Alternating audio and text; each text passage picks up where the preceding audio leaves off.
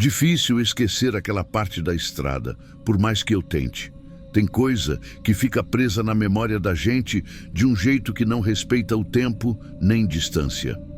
A BR-116 sempre foi quase uma segunda casa para mim. Passei mais de 27 anos fazendo o trecho de Governador Valadares até Teófilo Otoni, ida e volta, semana sim, semana não, dirigindo para Gontijo, conhecendo cada curva, cada subida, cada ponto em que o ônibus parece respirar diferente. Só que naquela noite, aquela viagem tinha alguma coisa torta desde antes de eu sair da garagem. Não sei explicar de um jeito bonito. Era só um incômodo ali, no fundo do peito, que ia e voltava. Igual quando a gente pressente chuva antes dela cair, mas o céu ainda tá limpo. Os passageiros embarcaram quietos. Tava todo mundo meio cansado, pouca gente conversando. Quando fechei a porta e ajeitei as mãos no volante, senti o frio do metal diferente, como se estivesse mais gelado do que devia. Coisa boba, mas me marcou. A estrada estava quase vazia. As luzes internas do ônibus apagadas, só aquele brilho azul fraco do painel iluminando meu rosto. Eu vinha firme, mantendo a velocidade certinha, atenção redobrada, porque aquele trecho ali, depois das 2h30, costuma ter uns vales de neblina que chegam sem avisar. E chegaram mesmo. Uma serração baixa, rasteira, que fez os faróis parecerem mais curtos do que eram. O rádio não ajudava. Ficava chiando, pegando interferência, depois voltava, depois sumia de novo. E um cheiro estranho vinha pela fresta da janela lateral. Um cheiro meio metálico que eu não soube identificar. Não era fumaça, não era diesel, não era nada que eu tivesse sentido antes. Tentei ignorar. Quem dirige à noite aprende a empurrar essas coisas para longe da cabeça. Estava passando um pouco das 2h40 e poucos quando vi a primeira coisa que não se encaixava. O farol pegou no acostamento uma figura comprida. Parecia um bicho que tivesse sido esticado, como se o corpo fosse maior do que cabia nele. E estava apoiado nos 4 membros, mas não do jeito certo. As articulações... Desculpa, mas até hoje, quando lembro da posição das pernas e dos braços, me dá uma gastura por dentro. Não tinha nada natural ali. No primeiro segundo achei que era um animal ferido. A gente vê de tudo nessa estrada. Cachorro atropelado, cavalo perdido, capivara tentando subir o barranco. Mas aquilo não era nada disso. Era fino demais. Tinha a pele meio brilhante, como se estivesse molhada, mas não estava chovendo. E a cabeça era pequena demais para o tamanho do corpo, pequena e meio inclinada, como se quisesse prestar atenção em alguma coisa. Passei devagar por causa da curva, sem reduzir muito porque qualquer motorista sabe. Reduzir do nada na BR de madrugada é chamar problema. Assalto ali acontece em menos de um sopro, então mantive a constância. Só ajustei o volante para dar espaço. Quando a luz bateu no beach, na coisa, aquilo virou um pouco na minha direção. Por um instante. Era como se estivesse me olhando. Soltei um "que diabo?" baixinho, quase sem mexer a boca. E segui viagem, tentando convencer minha cabeça de que era só cansaço. Eu já estava dirigindo havia mais de 9 horas naquele dia, com 2 paradas curtas desde a saída. Cansaço faz a gente ver coisa. Sempre ouvi isso dos mais velhos. Mas não era cansaço. 5 minutos depois, o trecho mais vazio de todo o percurso. Nem sinal de celular, nem alma viva passando, nem um farol vindo no sentido contrário. Só a estrada, o ônibus e aquele silêncio que entra no ouvido da gente igual água gelada. Foi quando o farol alto pegou 3 coisas de uma vez. A primeira, algo parado bem no meio da pista. Não parecia bicho, não parecia pessoa. Parecia um corpo tentando decidir para que lado ia. A segunda, um vulto, parecido com aquele que eu tinha visto no acostamento. Só que esse estava mais erguido, como se tentasse se equilibrar nas 2 pernas. Torto, mas tentando. A terceira, Uma mancha no asfalto, escura, brilhante. Parecia sangue, mas não tinha a cor certa. Era mais preta do que vermelha. Parecia óleo, mas não tinha o brilho do óleo de motor. Era algo no meio do caminho, e só de olhar já dava aquele arrepio atrás do pescoço. Joguei o ônibus para a contramão com cuidado, sem trancar o pneu, sem sacudir os passageiros. Experiência ajuda muito nessas horas. Fiz a manobra tranquila, respirando fundo, só procurando manter o controle. Quando passei ao lado, a criatura, sim, agora eu posso chamar assim, virou a cabeça devagarinho para mim. Devagarinho mesmo. Não foi reflexo, não foi susto. Foi uma intenção, e naquele instante ela abriu a boca. Não sei descrever direito. Não era grito, não era rugido. Era um som seco, curto, como se estivesse expulsando ar por dentro de um tubo oco. Foi um som que eu nunca mais esqueci. E vou falar com sinceridade. Desde aquele dia, sempre que escuto o vento passando em antena de rádio, lembro daquele barulho. Segui viagem, mas meu corpo inteiro estava tenso. Mãos duras no volante, costas travadas.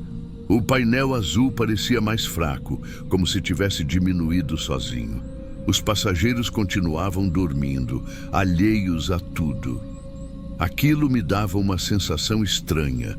Uma parte de mim queria acordar todo mundo, outra parte queria manter o silêncio, fingir que nada tinha acontecido. Estava chegando perto do ponto onde eu costumava parar para um café. Uns 40 quilômetros adiante, estrada mais estreita, barranco de um lado, mato do outro. Aí aconteceu a pior parte. Sem aviso nenhum, a criatura atravessou a pista inteira, de um lado para o outro, numa velocidade que eu não tinha visto em bicho nenhum em toda a minha vida de estrada. Não foi corrida, foi como se tivesse deslizado sobre o asfalto, sem fazer força, sem fazer barulho. Freio mínimo possível só para manter o controle do ônibus.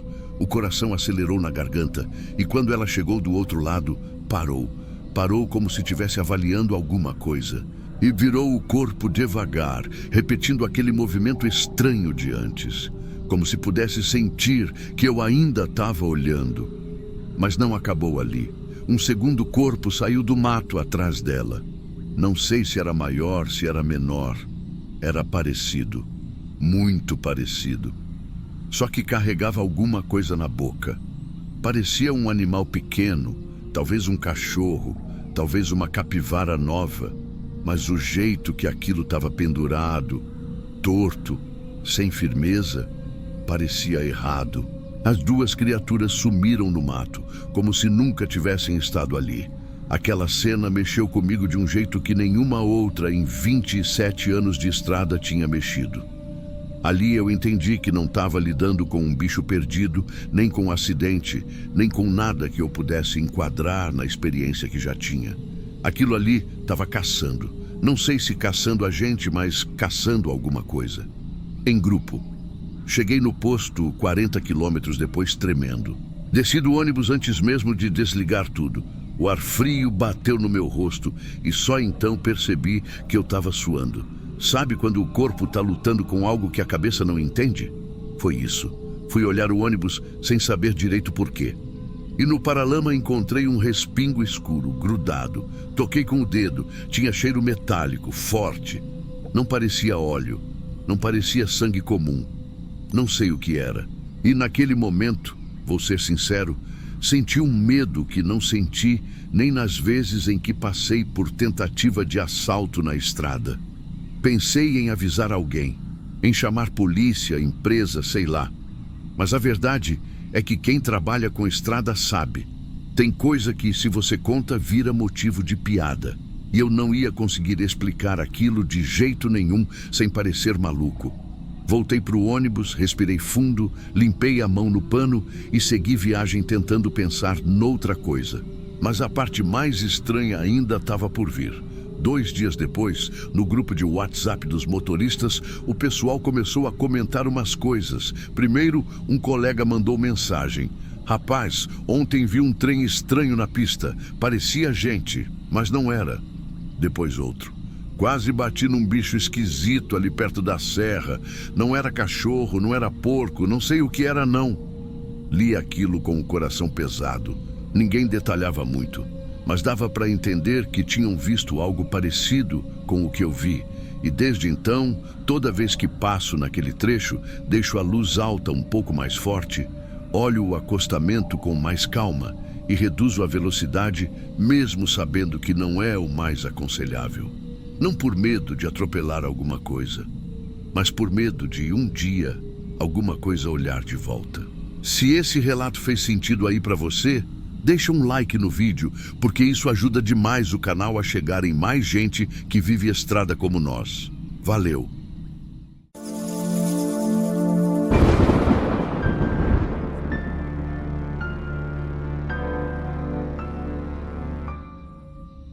O pessoal que trabalha comigo no clube sabe que tem dia que a gente chega numa paz e tem dia que parece que o lugar puxa um peso diferente, como se o ambiente sentisse antes da gente quando algo não tá certo. Naquela semana, não sei explicar. O ar parecia meio travado e eu não sou de frescura com isso não. Clube de tiro é barulho, cheiro de pólvora e foco.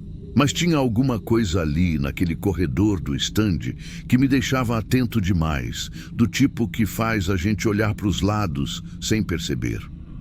Tudo começou quando apareceu um aluno novo. Chegava sempre quase na hora de fechar, faltando uns 20 minutos, 25 no máximo. Era um sujeito baixo, magro, pele pálida, jeito de quem nunca tomou sol. Andava devagar, mas sem arrastar o pé. Só silencioso, silencioso demais. Eu já trabalhei com gente que fala pouco, mas aquele homem parecia que guardava as palavras num cofre. Ele não cumprimentava, não perguntava nada, não agradecia, só mostrava o documento, assinava o termo, pegava o estande e ia. E quando eu digo que ele não falava nada, é nada mesmo. Nem um boa noite, nem um tudo bem. Parecia que ele só existia quando segurava a arma. Num dos dias, percebi que ele estava usando umas silhuetas que não eram do clube. A gente tem regra clara. Nada de alvo infantil, nada que represente criança. Ele sabia disso. Todo aluno sabe. Mas ele desenhava à mão, sabe? Uns contornos pequenos, finos, meio desengonçados. Aquilo me deu um aperto no peito. Passei perto dele para ver se dizia alguma coisa. Mas o jeito que ele segurava a caneta, pressionando forte, me travou. Fui até o sócio e comentei que tinha algo errado. Ele deu aquele riso torto, dizendo que sempre tem um ou outro estranho. Só que esse estranho tinha algo diferente. Ele guardava o estojo de munição como se fosse um segredo, sabe? Apertava contra o peito, fechava rápido, olhava para os lados. Não era o comportamento de quem está ali para treinar. Parecia mais cálculo, observação. Na terceira noite que ele apareceu, senti um incômodo diferente. Eu estava ajeitando umas armas que tinham chegado da limpeza. E do nada, senti como se alguém tivesse parado atrás de mim. Quando virei, ele estava lá, firme, olhando reto para mim, sem piscar muito. Ele disse só isso. Se alguém quisesse fazer, você avisaria antes. A voz dele parecia arranhada, como quem não fala com ninguém há muito tempo. Fiquei sem reação, porque não tinha contexto nenhum. Era uma pergunta solta demais, pesada demais. A garganta deu uma travada. Eu senti meus dedos esfriarem. Ele respirou fundo, um pouco mais rápido, e falou: "Porque eu não sei se consigo esperar."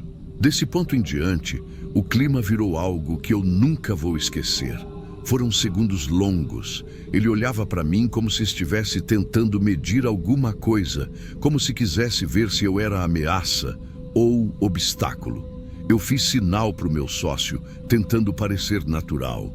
O homem percebeu. Na mesma hora guardou tudo, lento, metódico, quase ritual. Pôs as coisas na mochila, passou por mim sem olhar e saiu. Não correu, não demonstrou pressa. Só foi embora.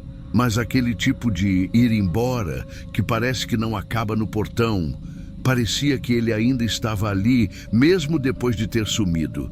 Cheguei em casa com o rosto quente de preocupação. Não consegui jantar direito. Fiquei lembrando da pergunta dele. Se alguém quisesse fazer, você avisaria antes? É o tipo de frase que a gente só escuta em filme ou em depoimento policial. Dormi mal. Acordei com sensação de que algo ia acontecer ali no clube. Quando cheguei no dia seguinte, tinha viatura na porta. Não uma, mas duas. Eu senti o estômago cair. Meu sócio veio andando rápido, já falando de longe. Lembra do cara de ontem? A polícia estava atrás de mim e queria conversar. Me levaram para uma sala e mostraram uma foto. Era ele. O mesmo rosto pálido, o mesmo olhar seco, parado, que nunca piscava no tempo certo. Foram direto ao ponto. O homem tinha sido preso naquela manhã tentando entrar armado numa apresentação escolar. Tinha mapas, horários e até lista de pessoas que podiam atrapalhar. E ali, no meio das anotações, estavam meu nome, meu turno e o horário exato em que o clube fechava. Ele sabia tudo sobre mim. Observou meus passos, registrou até o jeito que eu caminhava pelo corredor. Os policiais vasculharam a mochila dele. Dentro, encontraram rascunhos de rotas, anotações sobre segurança da escola e também desenhos. Vários. Todos de crianças. As mesmas silhuetas que ele imitava no clube. Um dos agentes virou para mim e disse: ele treinava lá para ver se você ia perceber. Estava avaliando sua reação. Aquela frase ficou presa na minha cabeça como um eco úmido. Estava avaliando sua reação. Não era só treino, era estudo, era teste. Eu era parte de um roteiro que eu nem sabia que existia. Ele estava vendo se eu ia reportar, se eu ia confrontar, se eu ia impedir. Ele queria saber quanto tempo levaria até alguém perceber algo errado. Quanto mais eu pensava, mais meu peito parecia apertar por dentro. Na noite anterior, ele tinha avisado. Falou que talvez não conseguisse esperar.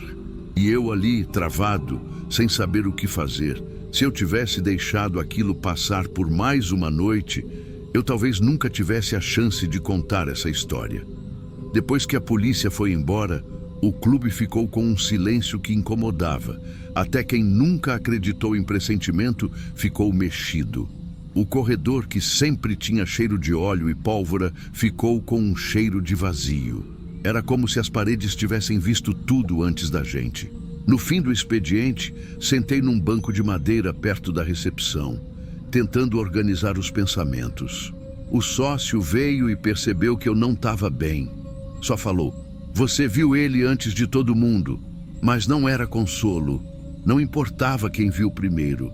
Importava que ele quase fez. Importava que ele escolheu o clube, porque a gente oferece anonimato. Gente entra, gente sai, arma na mão é normal ali. E no meio desse fluxo, um homem com intenção clara pode passar despercebido, desde que mantenha a máscara no lugar. E ele manteve, até o último minuto.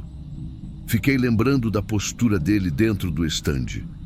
A maneira como apoiava os pés, como alinhava o ombro com a arma. Não era tremido, não era descuidado, era focado demais. Cada tiro parecia ter propósito. Não tinha emoção, não tinha frustração. Era só cálculo. Cada disparo tinha a frieza de quem já decidiu o destino do próprio plano. Naquela noite, cheguei em casa mais cedo. Minha esposa percebeu que eu estava estranho, mas não forcei conversa. Não conseguiria explicar aquilo de um jeito que ela absorvesse sem carregar o peso junto. Só tomei um banho longo, tentando lavar o cheiro do clube, o cheiro das munições, o cheiro dele. Mas não adiantou. Algumas coisas grudam na gente. No dia seguinte, para tentar seguir a vida, abri o clube normalmente. Mas minha cabeça estava num redemoinho. Cada aluno que chegava, eu olhava 2 vezes. Cada movimento estranho fazia meu peito apertar. Percebi que a confiança que eu tinha em reconhecer comportamentos suspeitos não era tão forte quanto eu pensava. Aquele homem passou por mim por dias, e eu só fui entender a gravidade quando a polícia bateu na porta. Um pai entrou com o filho para fazer aquele treino básico de iniciação. Estavam alegres, comentando sobre filme de ação. A alegria deles me fez lembrar do contraste. Enquanto gente inocente aprende por lazer, alguém doentio estava ali, estudando como tirar isso de todo mundo. Aquela percepção mexeu comigo de um jeito que eu não estava preparado. O clube sempre foi meu trabalho, meu orgulho. Eu gosto de ensinar postura, responsabilidade, segurança. Sempre achei que ali fosse um ambiente de controle, mas descobri da pior forma que controle é ilusão. A gente só enxerga o que a pessoa quer mostrar. O resto fica escondido num lugar que ninguém alcança. Passei a tarde inteira revisando documentos, horários, gravações. A polícia levou quase tudo, mas deixou cópias. Assisti aos vídeos da semana anterior, quadro por quadro. Ele sempre chegava com passos calculados, a mochila sempre próxima do corpo, nunca olhava para ninguém. Mas agora, com o filtro certo, dava para ver pequenas coisas que eu não via ao vivo. A pausa longa antes de entrar no stand, o jeito de virar a cabeça quando eu falava com alguém, como se estivesse anotando mentalmente quem era a autoridade no lugar. A parte que mais me deu arrepio foi ver o momento em que ele desenhou a primeira silhueta infantil. Eu não tinha visto na hora, porque estava ocupado no balcão. Mas no vídeo, a serenidade dele fazendo aquilo era perturbadora. Tão metódica quanto arrumar munição por calibre. Era uma calma que não combinava com a imagem. Era quase devocional. Uns 2 dias depois, recebi ligação da polícia pedindo para eu ir até a delegacia fazer um reconhecimento formal. Não consegui dirigir direito até lá. Quando cheguei, colocaram vários perfis numa sala. Ele estava entre eles. Não tinha como errar. O olhar era igual. Um vazio inquieto, um buraco onde devia ter expressão. Assinei o documento e fui embora com a sensação de que minha assinatura não ajudava a fechar nada. Só confirmava a existência de alguém que queria fazer o pior. Passei a evitar ficar sozinho no clube. Até hoje, se me pedem para fechar o lugar, eu fico desconfortável. O corredor onde ele me fez a pergunta parece que ficou impregnado com a voz dele. Às vezes, quando apago as luzes, parece que escuto o eco daquela frase: se alguém quisesse fazer, você avisaria antes? E a resposta que eu não dei, mas que ainda martela na minha cabeça, é: eu teria avisado sim. Eu só não sabia do quê. Porque se tem uma coisa que aprendi nesse trabalho, é que o mal nunca chega gritando. Ele entra quieto, paga certinho, segue regra por regra. E quando você percebe, já está do seu lado, apontando para uma silhueta que você não deveria ter deixado existir.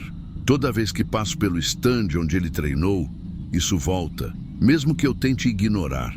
Eu tento agir normal com os outros alunos, dar instrução, corrigir postura, elogiar quando passam de fase.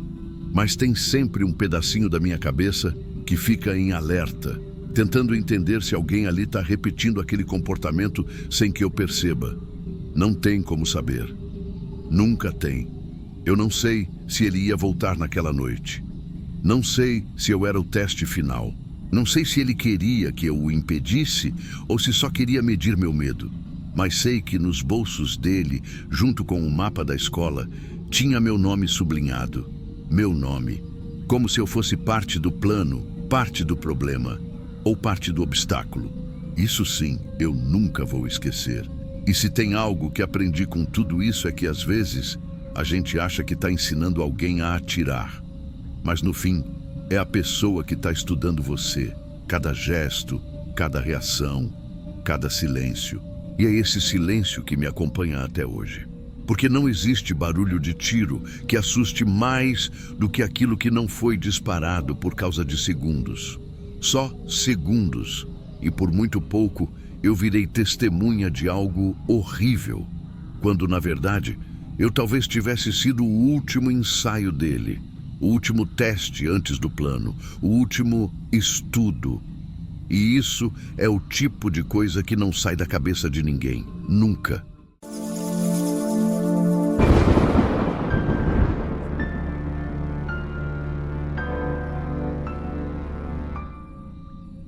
A primeira coisa que me chamou a atenção não foi o carro, foi o silêncio estranho que vinha logo depois dele estacionar. Eu moro sozinho num apartamento antigo, desses de fachada simples, prédio dos anos 80, na parte mais antiga do bairro Funcionários, em Belo Horizonte. Dou aula na UFMG há mais de 10 anos. Sempre tive rotina previsível, quase metódica. Acordo cedo, dou minhas aulas, volto no fim da tarde, preparo algo simples para comer, leio um pouco, corrijo o trabalho de aluno e durmo. Nada fora do comum. Sempre fui desses que gostam de rotina porque ela dá uma falsa sensação de controle. Naquela semana eu estava em período de provas finais. Dormia mal, acordava tarde, ficava até de madrugada corrigindo textos. Foi numa dessas noites, por volta das 2, que percebi o carro pela primeira vez. Não ouvi motor, nem porta batendo. Só percebi porque a luz refletiu diferente na parede da sala. Levantei, fui até a janela, puxei a cortina só o suficiente para espiar. Um carro escuro, parado bem em frente ao prédio. Motor desligado, faróis apagados, apenas a luz do poste refletindo no capô. Pensei que fosse alguém esperando um morador, um motorista de aplicativo, qualquer coisa. Não dei muita importância. Voltei para a mesa, continuei corrigindo prova de literatura medieval como se nada tivesse acontecido. Mas ele ficou ali. 15 minutos, 20, 30, levantei de novo.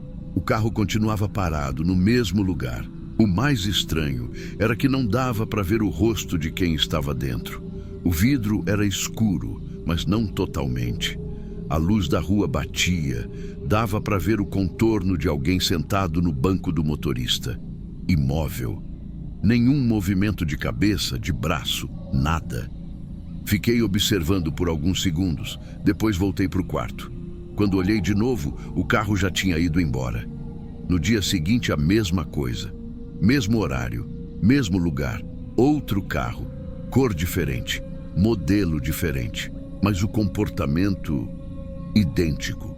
Sempre entre 2 e 2h20 da manhã, sempre parado em frente ao meu prédio, sempre alguém sentado no banco do motorista, imóvel, e sempre indo embora sem fazer barulho algum.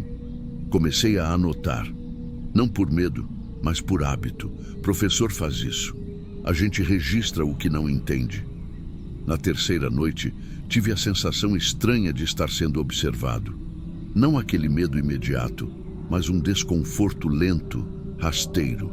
Como se eu estivesse ocupando um lugar que não era mais só meu. Resolvi apagar a luz da sala e ficar observando no escuro. O carro chegou como sempre. Dessa vez, percebi algo diferente. O brilho azulado dentro do veículo. Não vinha do painel. Era mais alto, mais próximo do rosto de quem estava ali. Um celular. A pessoa estava com o celular levantado, apontado para cima, direcionado exatamente para a fachada do meu prédio. O coração acelerou. Eu me afastei da janela devagar. Fiquei parado no escuro, sentindo aquele peso estranho no estômago, como se alguém tivesse cruzado um limite invisível. Na noite seguinte, aconteceu de novo. E na outra, sempre carros diferentes, sempre pessoas diferentes, mas sempre o mesmo ritual. Parar, apontar o celular, ficar ali por 20 minutos, ir embora. Comecei a dormir mal, acordava com qualquer barulho. Passei a fechar as cortinas o tempo inteiro, mesmo durante o dia. Colegas comentaram que eu parecia cansado, pálido. Eu dizia que era excesso de trabalho, até que numa madrugada decidi gravar também. Peguei meu celular, abri a câmera e me aproximei da janela com cuidado. Quando enquadrei o carro, senti um frio na barriga. A pessoa lá dentro estava segurando o celular com as 2 mãos, perfeitamente alinhado com a minha janela, como se soubesse exatamente onde eu estava. A gravação não durou mais que alguns segundos. Fiquei com medo de ser visto. Mas quando assisti depois, tive um choque. Na tela do celular daquela pessoa, dava para ver a minha janela, a minha sala, a luz acesa, a cortina aberta.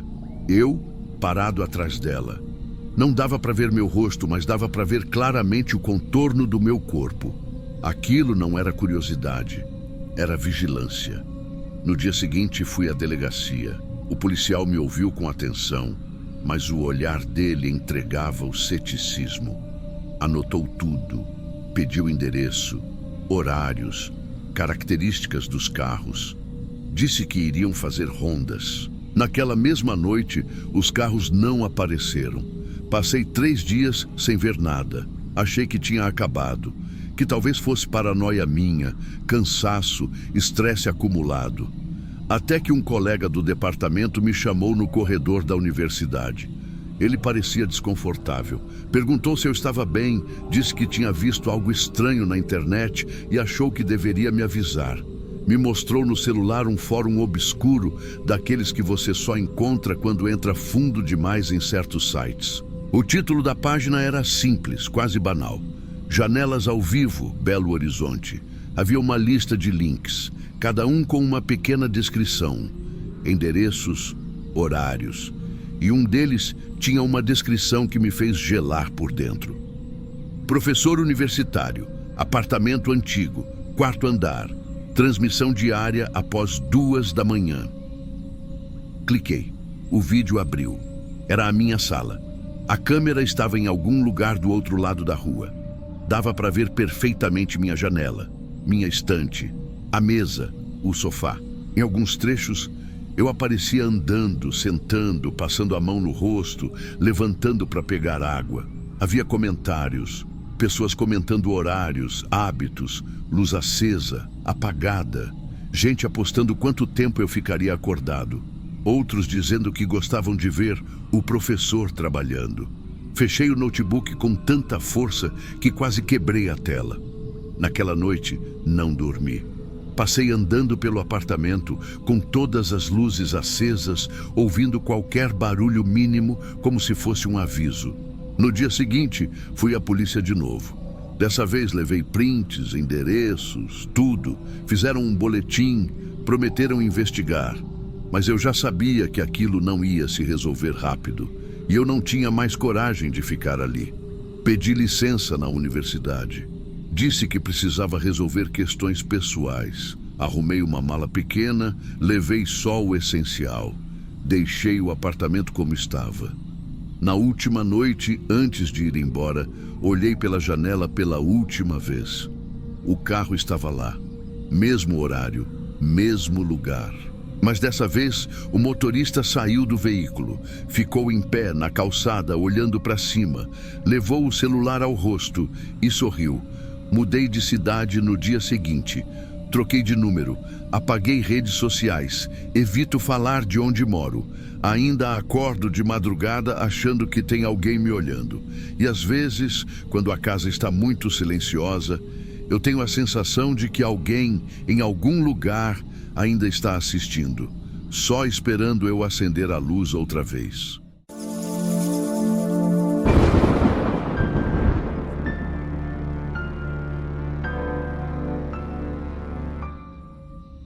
Tinha dia que aquilo tudo parecia até tranquilo, sabe? Prédio silencioso, ar-condicionado fazendo aquele ronco constante, luz fria batendo no piso branco demais, cheiro de álcool que nunca saía. Mas bastava chegar perto do Laboratório 3 para essa sensação acabar de vez. Era como se o resto do instituto fosse um mundo e aquele corredor fosse outro. E eu, bolsista metido a corajoso, achando que estava acostumado com tudo. Comecei a fazer plantão noturno por necessidade, não por vontade. Era o único horário que sobrava laser para terminar minhas análises. E também era quando ninguém enchia o saco pedindo relatório, resultado parcial, assinatura de liberação. Só que com o tempo, esse ninguém começou a pesar de um jeito estranho. Um vazio que não era vazio. Parecia ocupado, só que por algo que não queria dar as caras. Sempre que eu virava o corredor do Laboratório 3, a luz dava aquela piscada curta. Oscilação, eu dizia para mim mesmo, só que era todo santo dia. Mesma hora, mesmo ponto do corredor. Cheguei até a brincar com isso no começo, falando baixinho. Já sei, tá me dando boa noite, né? A gente tenta rir, fingir que é normal, para a cabeça não criar coisa. Só que a cabeça cria do mesmo jeito. Teve uma noite que percebi um negócio besta, mas que mudou tudo depois. Eu estava mexendo no armário de reagentes, tentando achar um frasco que alguém devolveu no lugar errado, como sempre. A luz piscou 1, 2 vezes e aí veio um som seco, como passo de borracha no piso. Pensei que fosse eco do meu próprio movimento. Quando caminhei de volta, ouvi de novo, um passo atrás do meu. Aquele tipo de barulho que não engana, porque a gente reconhece o próprio peso, o próprio ritmo. Esse não era meu. A primeira reação foi virar o corpo rápido, ver quem tinha entrado ali. O corredor vazio. Só as portas fechadas, tudo apagado, aquele ar gelado que parecia sair das paredes. Fiquei parado uns 10 segundos ouvindo. Nada. Caminhei de volta e o barulho veio de novo, acompanhando, no mesmo compasso. E aí, meus amigos, não tem bravura que segura. Na hora me deu um arrepio dos bons, aquele que sobe pelas costas igual mão gelada. Tentei ignorar, claro. Sempre tem uma explicação, né? Pode ser eco, pode ser vibração, pode ser o piso cedendo. A gente se agarra nessas coisas igual boia no rio. Só que as noites seguintes começaram a repetir a cena. E aí já não dava mais para fingir. Quanto mais rápido eu andava, mais rápido o tal passo acompanhava. Quando eu parava, ele parava também. Era certinho, milimétrico. Como se tivesse alguém grudado na minha sombra. O que mais me deixava cabreiro era o clima do prédio nesse horário. O pessoal brincava dizendo que, de madrugada, o instituto parecia hospital velho. Mas tinha razão para brincadeira. Luz fria demais, corredor comprido demais, silêncio que não era silêncio. Parecia que o prédio respirava, juro. Um barulho de ar passando por dentro das paredes, sei lá. Só que no laboratório 3, esse ar ficava mais pesado. Tinha um cheiro metálico que não combinava com o resto. Cheiro de fio quente, sabe? Como se tivesse algo queimando por dentro, mas sem fumaça. Numa dessas noites, sentei para comer um lanche que tinha levado. Deixei o gravador do celular rodando no bolso, sem intenção nenhuma, só para marcar o tempo para mim mesmo. Na volta para casa, fui ouvir para ver quanto tempo eu tinha perdido ali. Só que, no trecho em que caminho pelo corredor, apareceu uma respiração que não era minha. 2 respirações. A minha, mais curta, cansada, e outra, mais funda, quase encostada no microfone. Coisa de arrepiar a nuca. Eu fiquei parado dentro do ônibus, escutando aquilo umas 10 vezes, tentando achar coisas para me convencer que era interferência, vento, chiado. Só que não tinha chiado. Era a respiração de alguém. E não era de alguém longe. Era perto demais. No dia seguinte, voltei para o instituto com o coração dando batida dupla. Nem sei dizer se era medo ou necessidade de entender. Sou mineiro, mas mineiro curioso dá trabalho. Quando a coisa bate torta demais, a gente investiga no silêncio, sem falar nada com ninguém, observando tudo por canto de olho. Chegando no corredor do laboratório 3, pela primeira vez, a luz não piscou. Ficou firme, acesa. Só que isso não deixou nada melhor. Pelo contrário, um corredor que sempre piscava de repente ficar estático, parecia que estava esperando. A supervisora me chamou depois da hora do almoço. Mulher tranquila, meio fechada, mas sempre justa. Ela me perguntou se estava tudo certo com meus relatórios, se eu precisava de mais algum equipamento. Nada demais. Até que no meio da conversa, ela solta: "Você tem andado muito pelo laboratório 3, né?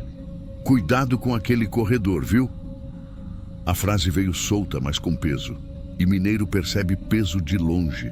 Perguntei do jeito mais leve possível se tinha alguma restrição para passar ali. Ela respirou fundo, ajeitou os óculos e respondeu com a voz mais baixa que já ouvi saindo dela.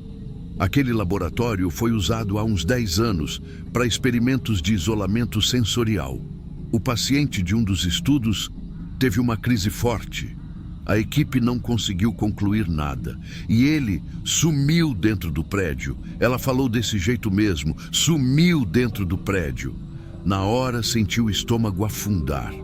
Tentei manter a postura, mas sei que meu rosto entregou tudo. Ela percebeu porque acrescentou rápido: não é para se preocupar, isso foi há muito tempo e não tem comprovação de nada.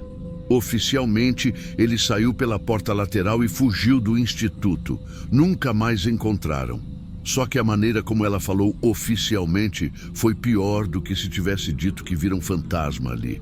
Quando desci para o laboratório novamente, minha cabeça estava um redemoinho só. Toda a pisada que eu ouvi, todo o silêncio que abafava o corredor, todo o arrepio que eu tentei justificar com o ar-condicionado, tudo ganhou outra camada. E eu não gosto quando uma coisa ganha outra camada. É sinal de que não era para ser ignorada. Naquela noite, resolvi fazer algo que nem sei explicar. Talvez para provar para mim mesmo que não tinha nada. Talvez para confirmar que tinha. Peguei meu celular, deixei a câmera aberta, microfone no máximo, e fui andando devagar pelo corredor.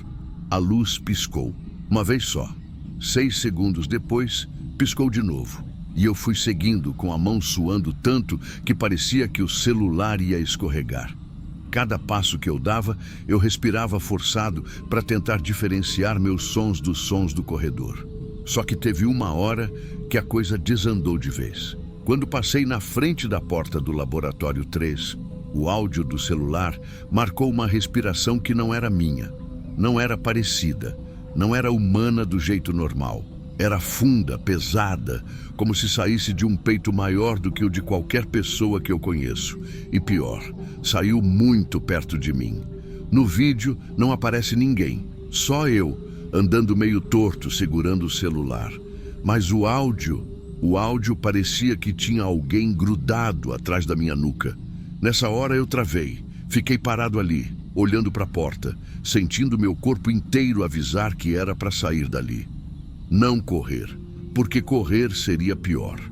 Sair devagar, como quem não quer mostrar que percebeu. E fiz isso, passo por passo, sem olhar para trás. O corredor parecia mais comprido, juro. Mesmo sabendo que eram poucos metros, parecia que eu estava andando dentro de um túnel que esticava. E de repente, lá no fundo, ouvi o piso rangendo. Um rangido que não era de peso distribuído, era de alguém virando o corpo, mudando direção. Quando cheguei na sala de análise, fechei a porta sem fazer barulho. Meu peito estava doendo de tão apertado. Toquei no celular de novo e ouvi a gravação inteira repetidas vezes. A respiração estava lá, o rangido estava lá. Mas nenhum passo, nenhum corpo, nada visível. Não tinha explicação que encaixasse. Fiquei ali uns bons minutos sentado, olhando a bancada como se ela fosse me dar uma resposta. Só tinha reagente, pipeta, etiqueta adesiva.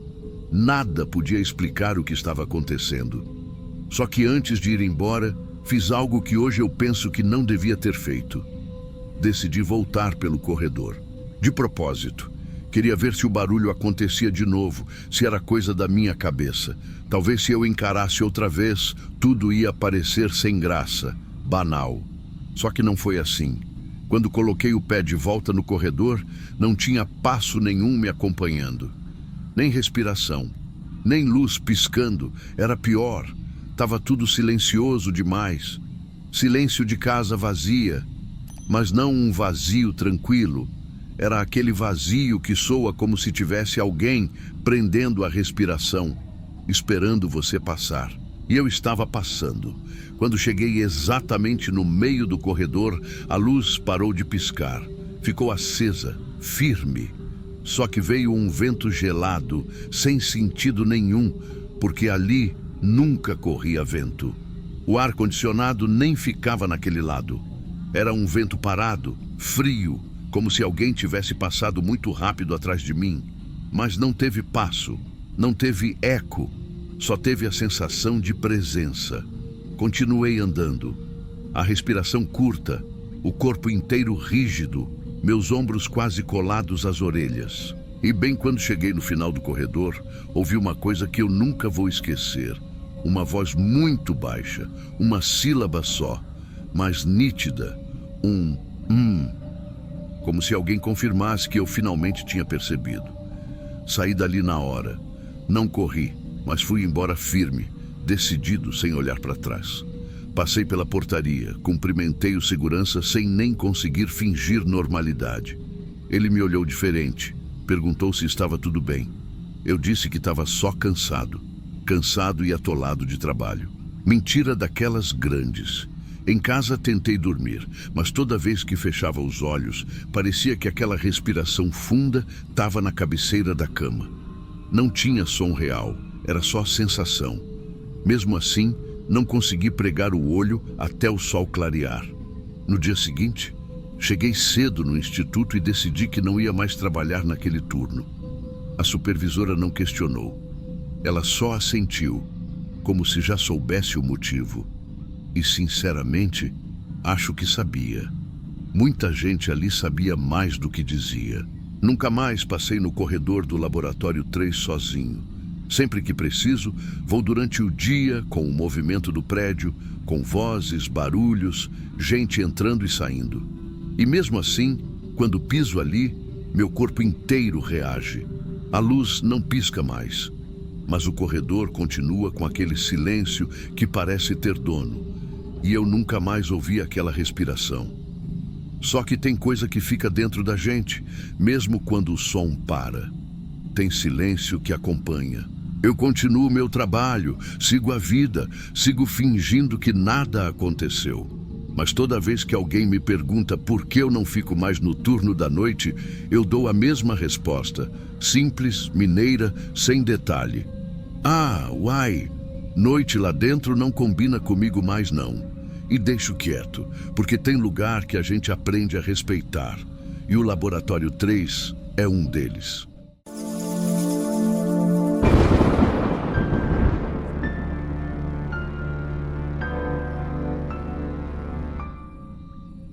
O aplicativo tocou no painel do carro quando eu já estava pensando em encerrar a noite. Era perto de meia-noite, chuva fina caindo sem força, dessas que deixam o asfalto espelhado e a cidade meio silenciosa demais. Eu tinha feito umas boas corridas, nada fora do normal, só aquela sensação estranha de que o turno tinha se alongado mais do que devia. Mesmo assim, aceitei.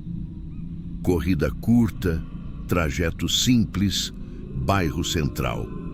Encostei o carro e vi o passageiro vindo pela calçada. Era um homem comum demais para chamar atenção. Nem alto nem baixo, roupa escura, mochila nas costas, nada que levantasse alerta. Ele abriu a porta de trás, entrou sem dizer palavra e fechou com cuidado. Nem bateu. Sentou bem no meio do banco, postura reta, mãos apoiadas nas coxas. Quando dei partida, olhei pelo retrovisor para confirmar o endereço. Foi aí que percebi. Ele não estava olhando para a rua, nem para o celular, nem para a janela. Ele estava olhando diretamente para o retrovisor. Não para mim exatamente, para o reflexo. No começo pensei que fosse coisa da minha cabeça. Muita gente fica sem jeito dentro de carro, encara qualquer ponto fixo para não parecer invasivo. Continuei dirigindo. O silêncio começou a incomodar depois de uns 2 minutos. Não tinha rádio ligado, não tinha conversa, só o som do motor, da chuva batendo leve no para-brisa e os olhos dele fixos no retrovisor, sem piscar, sem mudar o foco. Tentei puxar assunto, coisa automática de quem vive disso. Tá tudo certo aí atrás? Ele não respondeu. Achei que talvez estivesse de fone. Dei uma olhada rápida. Nada. Nenhum fio, nenhum movimento. Só o olhar firme, colado no reflexo. Continuei dirigindo. A mão começou a suar no volante. Aquela sensação de estar sendo observado por algo que não quer exatamente ser visto. O caminho era curto, coisa de 8 minutos, mas parecia que o tempo tinha desacelerado. Em um semáforo, eu parei. Olhei de novo pelo retrovisor. O rosto dele estava mais perto do banco da frente do que antes. Não muito, mas o suficiente para eu perceber. Ele tinha se inclinado sem eu notar. O sinal abriu. Arranquei um pouco mais rápido do que devia. Nessa hora, pensei em cancelar a corrida. mas algo me segurou. Talvez medo de reação, talvez aquele instinto idiota de não querer criar problema. Fiquei repetindo para mim mesma que era coisa da minha cabeça. Foi quando ele falou pela primeira vez. Não perguntou nada. Não disse bom dia, boa noite, nada disso. Ele só disse: "A senhora sempre dirige sozinha?" A pergunta veio baixa, quase sem emoção. Eu respondi que sim, tentando manter a voz normal. Ele ficou em silêncio de novo, mas o jeito que ele ficou parado, imóvel, me deu a impressão de que estava observando cada movimento meu, cada respiração. Mais alguns metros e chegamos perto do destino. Era uma rua residencial, pouco iluminada, daquelas que ficam meio vazias à noite. Assim que parei o carro, esperei o barulho da porta abrindo. Nada. Olhei pelo retrovisor. Ele continuava ali, parado, olhando.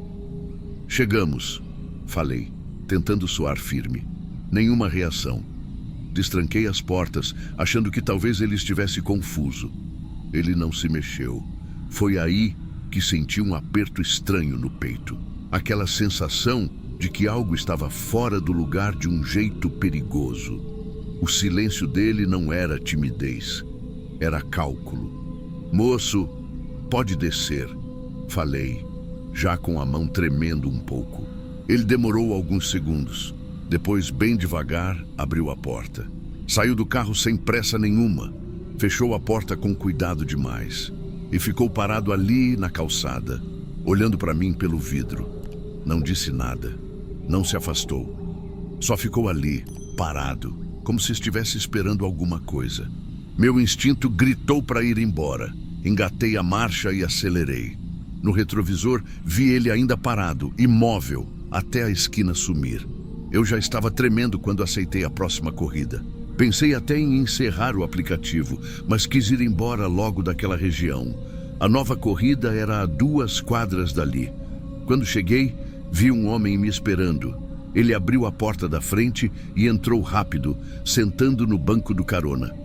Antes mesmo de eu perguntar qualquer coisa, ele falou meio ofegante: "Moça, você acabou de deixar um cara ali naquela esquina?" Meu estômago gelou. Respondi que sim. Ele respirou fundo, olhou para trás pelo vidro e disse com a voz baixa: "Ainda bem que você não levou ele mais longe. Esse cara fica entrando em carro de mulher aqui no bairro. Já tentaram registrar ocorrência, mas ele sempre some antes da polícia chegar. Ele fica esperando o momento certo para agir." Senti um frio subindo pelas costas. Perguntei o que ele queria dizer com agir. Ele demorou alguns segundos para responder. Ele espera a motorista parar num lugar mais vazio. Aí tenta assumir o controle. Já teve 2 tentativas parecidas esse mês. Minhas mãos começaram a tremer no volante. O passageiro continuou: "Quando vi você parando ali, fiquei com medo. Por isso vim rápido. Melhor você ir embora daqui agora." Não esperei mais nada. Arranquei com o carro como se alguém estivesse me perseguindo. Só fui diminuir a velocidade depois de várias quadras, quando já estava em avenida movimentada. Terminei a corrida ali mesmo. Estacionei, desliguei o carro e fiquei alguns minutos só respirando, tentando entender o que tinha acabado de acontecer. Mais tarde, em casa, resolvi pesquisar. Vi relatos parecidos em grupos de motoristas. Sempre o mesmo padrão, mesmo homem, mesmo comportamento, sempre à noite, sempre esperando a motorista baixar a guarda. Naquela noite eu não dormi direito. E até hoje, quando alguém entra no banco de trás e fica quieto demais, eu sinto o mesmo arrepio subir pela espinha. Porque tem gente que não entra no carro para ir a algum lugar. Entra para esperar o momento certo.